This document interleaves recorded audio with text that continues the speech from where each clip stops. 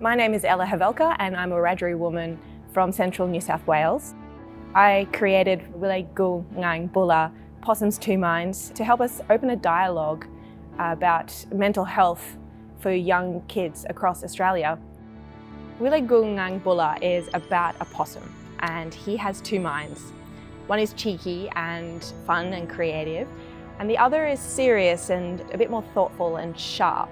I guess both minds have their place in Wilay, but Wilay gets into trouble when there's an imbalance and cheeky goes away.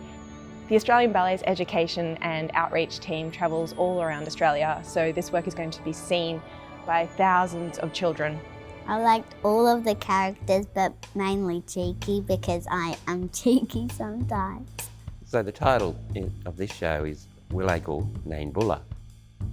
In terms of Wiradjuri language, what we do when we have the Wilay, the possum, the Gu is a suffix that we attach to say it belongs to or is about or sourced from, so it's belonging to the possum. And Ngang Bula is the mind, but we have two. So in terms of Wiradjuri language, we don't have two separate words like in English. They come together because we're describing the two together. When we talk about things, when the cheekiness is lost or gone somewhere, we don't say it doesn't exist. It still exists. It's just gone inside. We're watching and waiting for that to come back out again and express itself.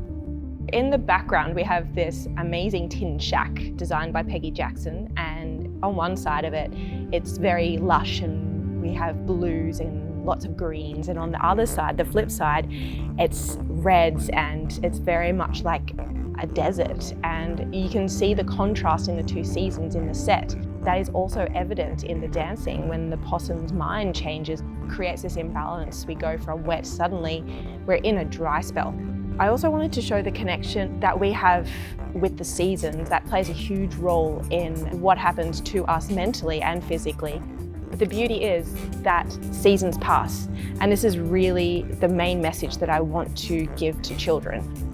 I liked when they were introducing themselves and when they were playing, but I also liked the darkness and the black kind of shadow. It was very mysterious. It kind of taught me that you have to have a few different personalities, and it really helps you with life because you can't just be one personality all the time. Wilay, he's a kid, he's not a possum, but the possum is his totem. So we still wanted him to be really quite human and relatable so that the kids could just look up at him and go, yeah, that's me, I know that guy. Ella chose the brush-tailed possum because essentially they're more common in the areas that she grew up in. I really liked the costumes. I love the tails and the ears. To begin the process of working with my dancers, I brought my Auntie Jane in to do a few workshops with us on Indigenous mental health, just to give a bit of background and really inform my dancers on where I wanted the work to go. We also sat down and we had a yarn in circle. I find weaving really calms me and it really opens up people. It's also a really great way for not only myself but for other people to hone in and connect to their minds and also connect back to the land. And that was a very important part of the process for me. About the impact that it will have on the next generation of children coming through, how we can actually express ourselves, our identity in multiple forms that are available today. Storytelling is such a huge part of Indigenous culture, and for me, just starting out on my choreographic journey, it means a lot to me that I get this opportunity to create and tell stories that are meaningful. I can only hope that what I do create is able to inspire, and that one day maybe we'll see a lot more Indigenous works created and shared all across Australia.